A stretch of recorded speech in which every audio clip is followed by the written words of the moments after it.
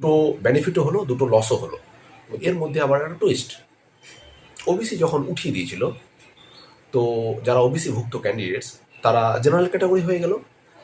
এবার general category মানে EWS category. Welcome back আগে এসএসসি যে সিদ্ধান্তহীনতায় ভুগছে এবং তার ফল সমস্ত ক্যান্ডিডেটস অ্যাসপ্যারেন্টদেরকে যে নিতে হচ্ছে, তার আরেকটা নমুনা ওবিসি ম্যাটারটা আবার ইনক্লুড করেছে। অর্থাৎ ওবিসির যে অপশনটা উঠিয়ে দিয়েছিল মিডিলে, সেটা আবার ইনক্লুড করার নোটিফিকেশন দিয়েছে। এবং যেটা শোনা যাচ্ছে যে ইনক্লুড হয়েছে, একটা অপশন দেওয়া হয়েছে ওবিসিদের জন্য।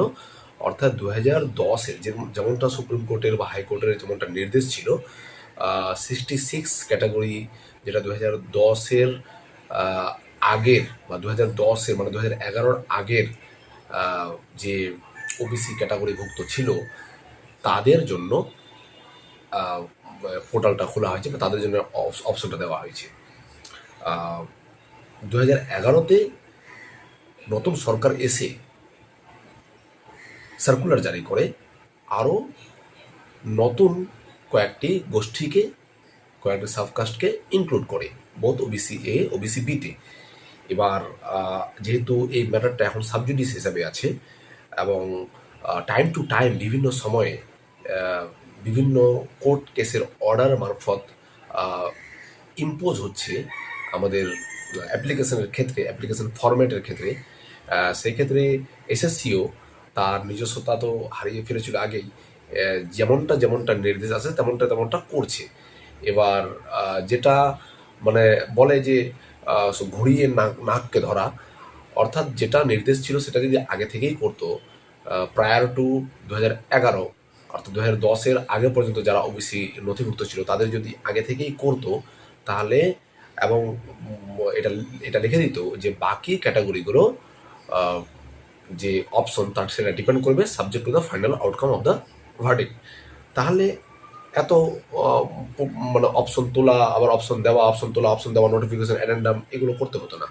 এবার অ্যাডেন্ডাম এসেছে একটা আজকের দিনেই, একটু important notice dated 24/6/2025 regarding category details. ঠিক আছে।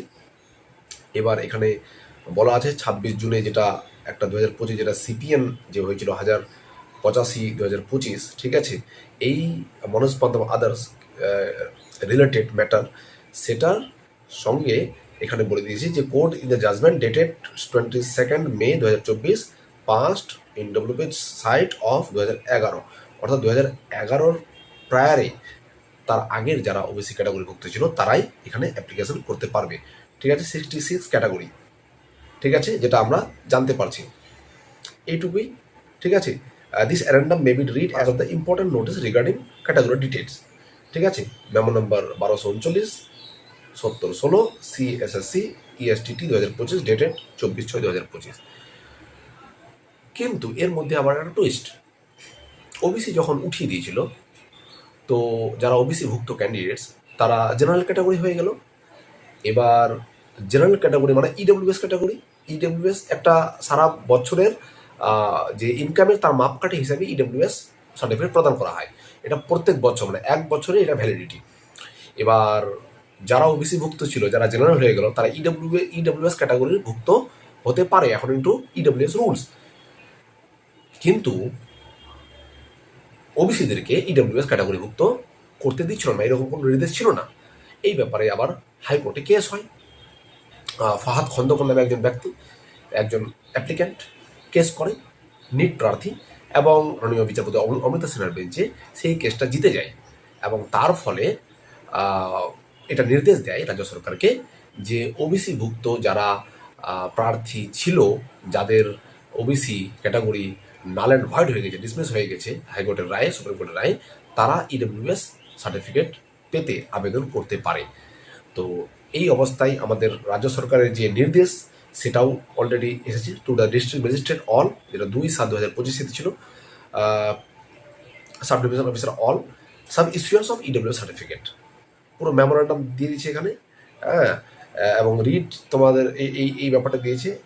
এই যে BSBCW 2019 dated 23 issued by the backward class welfare society, যেখানে বলা হয়েছিল তারা also in admission to educational institution in West Bengal for the economically weaker sections EWS. এবার এই ব্যাপারটা আরও 2 নম্বর প্যারাতে 2019-এর ইস্যু পিএনপিআর ডিপার্টমেন্ট, এটা আরও পরিষ্কার করে বলা আছে that under the scheme of reservation SC, ST, OBC and fulfill specified income asset mentioned in the same memo are eligible to avail the reservation benefit meant for the EWS. তো দুটো benefit হলো, দুটো বেনিফিটও হলো, দুটো লসও হলো। দুটো loss বলতে প্রথমে লসের কথাই বলি।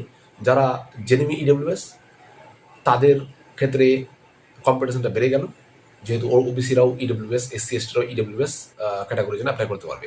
এটা টোটালি প্রতি বছরের মান হিসাবে, এটা এসসি এসটি ওবিসির সঙ্গে কোনো কানেক্টেড না। এক। দুই নম্বর লস হচ্ছে যারা ওবিসি তালিকাভুক্ত 2011-র পরে তারা ওবিসি না।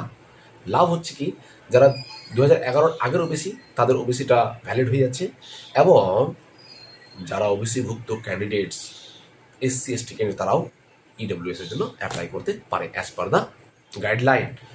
তো এসএলএসটি 2025-এর ক্ষেত্রে আমরা থ্রিলার, টার্ন, টুইস্ট দেখতে পাচ্ছি, যেমনটা আমি আমার আগের কন্টেন্টে বলেছি। এটাও একটা টুইস্ট। এই টুইস্টে অনেক যে হিসাব নিকেশ সেটা কিন্তু উলটপুলট হতে পারে, উল্টাপাল্টা হতে পারে।